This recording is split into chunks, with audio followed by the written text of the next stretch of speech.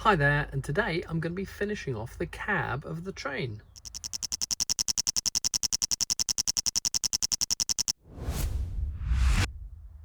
So in the last video, this is how I left the cab of the train. I'd finished the angled striping on the sides, and I'd just worked out how I was going to do these curved yellow parts and with the windscreen above it, and I'd temporarily put some black 1x1 bricks in here to pad the windscreen out slightly, and I said I need to do some bricklink ordering and some more thinking, which I've now done. So I've got all the parts I need and we're going to now finish it off.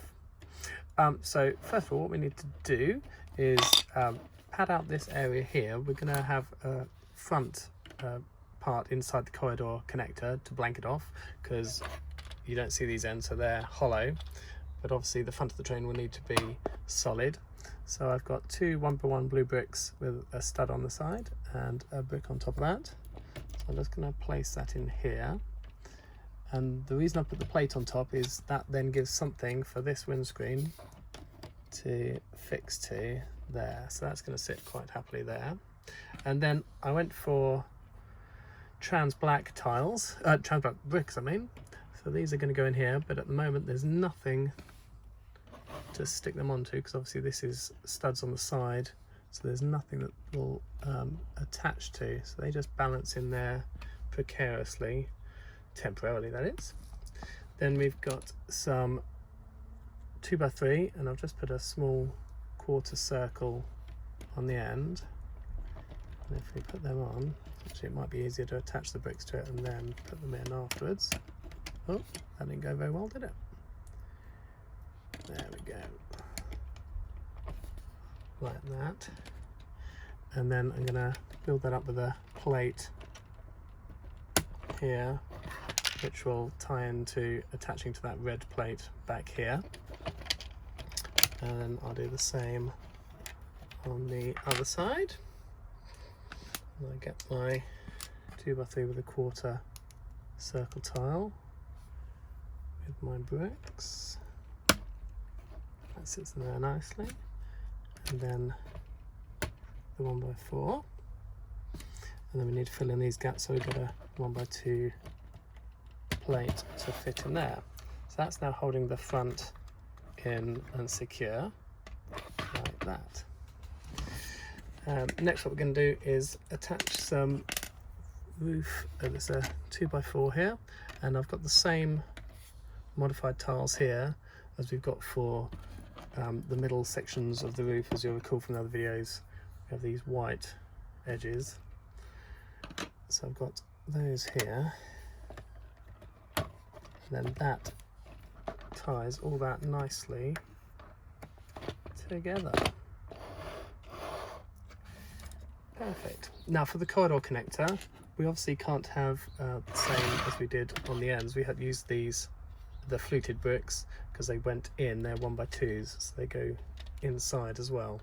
And of course here we've got the windscreen in the way, so the only thing we can do is make it out of just 1x1, so we won't get the fluting effect, but it'll still be black, but that can sit neatly on the front. And actually I need to put a plate underneath that first. So put a 2x2 on top of that. If I replace that grey one on top, that is then also tied in nicely and it's all secure. So you can see the curved corner windows as it does on the actual train. And then these block off the middle part. We're going to have an item in there to block off the corridor connector. So that's that. And we're just going to add some of these curved slopes, which again are the same profile as the white roofing bricks we've been using all the way along. So put them on the front, just to add a curve to the front. This is the same piece as we've got on the top of the corridor connectors. Oh no, it's not actually, it's two. It's the same shape, but it's made up of two 1x2 modified curved slopes, and that gives us our curve, hopefully, down towards the front of the train.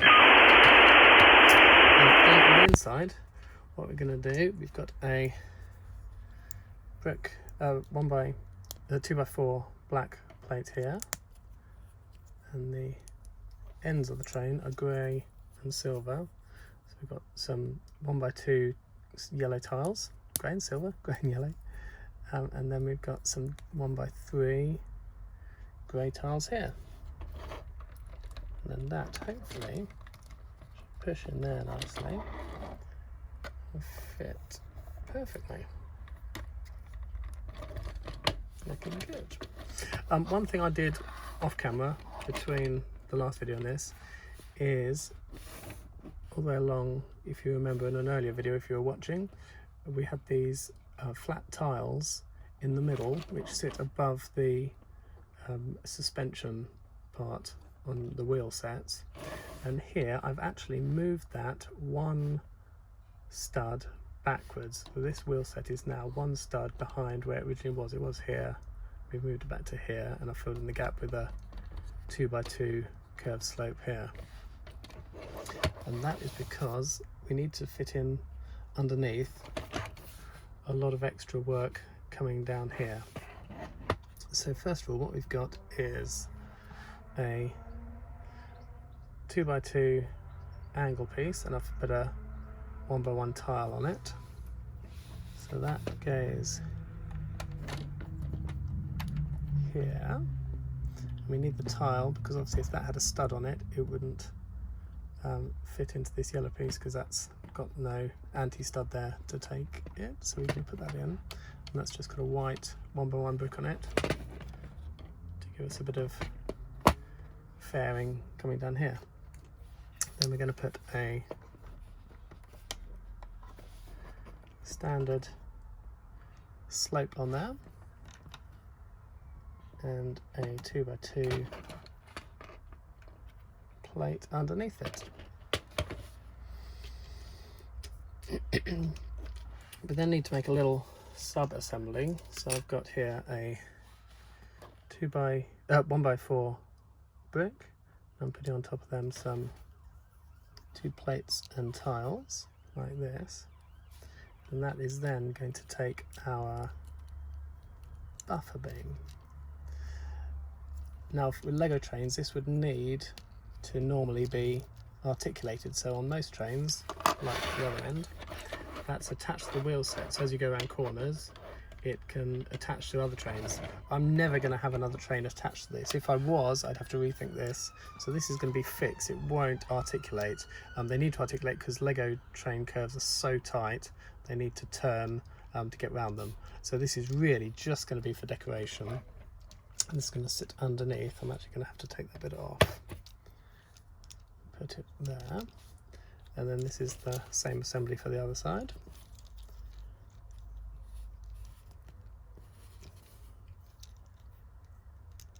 So attach that there. If I attach this in the same place on the other side there, then hopefully this whole little assembly should fit neatly.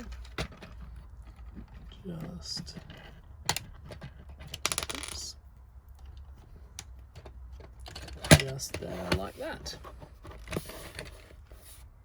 Which just gives our effect of the curving down up to the buffer beam and connector, but the wheels are behind which articulate but not actually connected to this at all.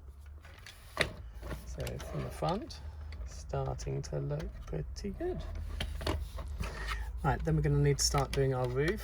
So I've made this one plate lower down than the white, only because the front of the train does curve down slightly, so I've tried to attempt that. There's no corner pieces for these bricks, so that's why I've had to sort of attempt a corner with these quarter circle tiles and this piece. It's the best I can come up with at the moment. It may be something I develop later on, but at the moment that's how that's looking. Then the other thing I thought of earlier, when I was building these in previous videos, when we put the roof on, it was always very easy to push the centre section in and it fell into the carriage itself. So what I've done, I've built those sections now up on red plates, 4x6s, so they can now sit on as one large piece and make it a whole lot more sturdy. And we've got one more piece to go on that, and that hopefully is the end, if we turn this round, of the carriage. I've also just bought some pieces, and in a short while I'm going to get those out to fill in this area here. But there's our cab. A small brick was fallen off there. And I think that's looking pretty good. It's what I set out to achieve. It looks like Wessex Electric. It's got the Network Southeast livery as I wanted. And that's looking good.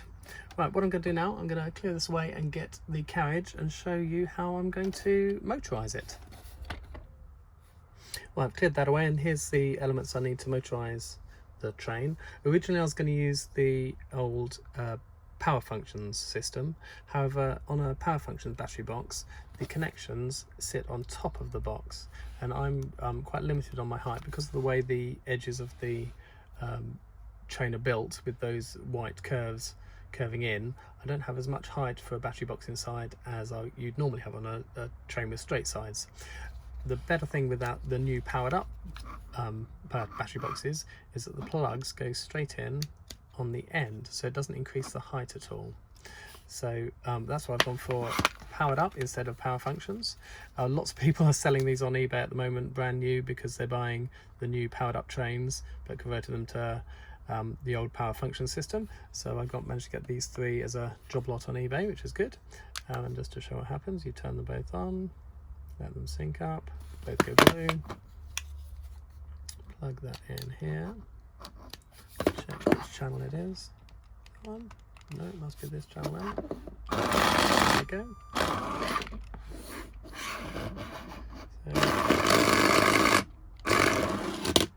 Perfect, so that's working well. So that's all ready to go inside. And here we have the carriage. Well, I was going to say as we left it, but not quite as we left it. I've taken some of the red lining off again to make a solid roof to go on top. The other thing I've had to do is we had that solid floor inside. So I've taken some of the pieces out here and added in just some plates at the side and left a gap up here for cabling. So what I'm going to do is, I've got this Technic plate with 2 bricks and a white plate on top. What we're going to do, we're going to put the battery box in here at this end, and that sits on those white bricks in there, so that's actually fixed, it doesn't come out. And from underneath, this white plate is going to stick to the underneath of that battery box and sit there quite happily. And that's because these wheel sets, if you remember, if you were watching previous videos, are attached with a standard Lego system turntable, whereas the powered up wheels have a Technic pin on top. So I needed the Technic plate with holes in, so that can sit quite happily in there. So they look the same. This is why I bought lots of those side parts which match the motor, so the wheel sets would all look the same. I'm going to thread this cable through the hole. Now, come out and pop it in up here. And then with any luck, there we have a working train. Brilliant. Then what we need to do is going to add our pre-built roof on top here.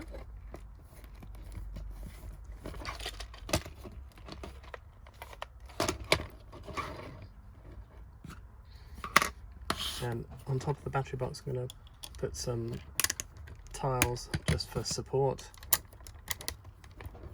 and put a plate across here, and more curved slopes to match the roof, I've put these on 1x4 modified plates, so they only have 2 studs on them, just to make these easier to take off when I need to change batteries on the battery box.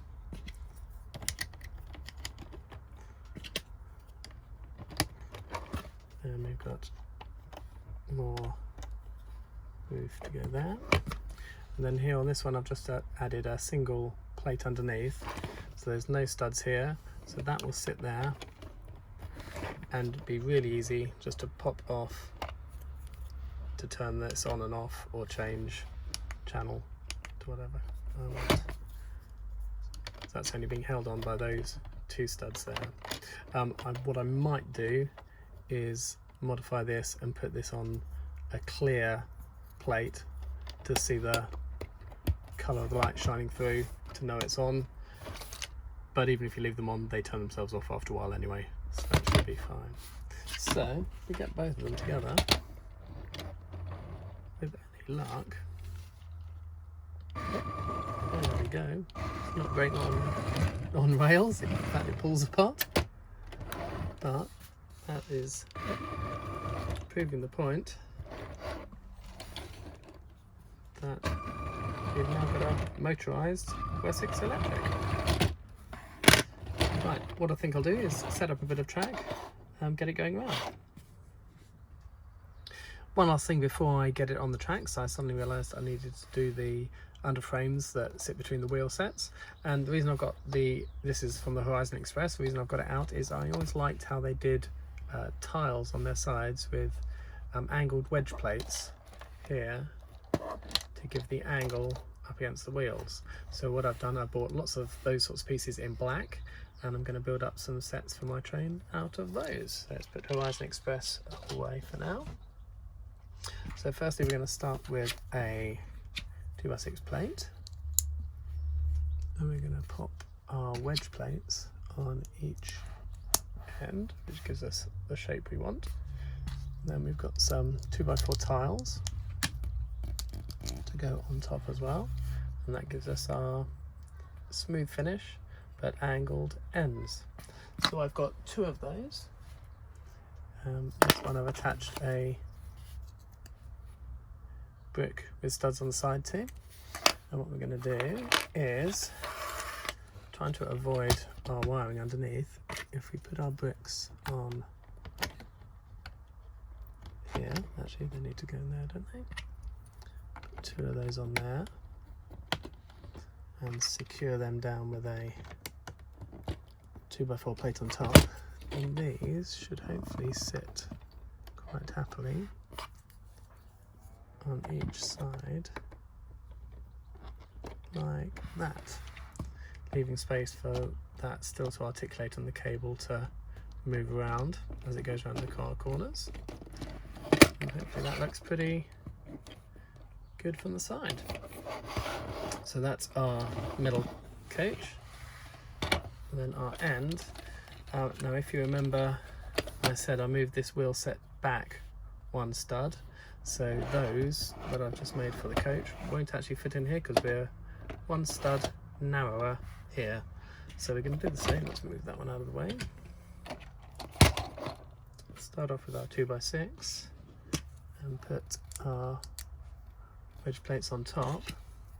However, they've got to be only 1 stud apart instead of 2 studs apart, which then means I can't have 2 2x4s. I've got 1 2x4, a 1x2, and a 2x2. So that is, if you compare it, you see 1 stud shorter than the other one. And similarly, so I've got 2 of those, and if I get 2 bricks for these as well, you can attach those there, and we've got a similar look, only ever so slightly shorter by 1 stud. So there we go. There's our engine and coach behind. Right, now I really will get the track out and give it a run.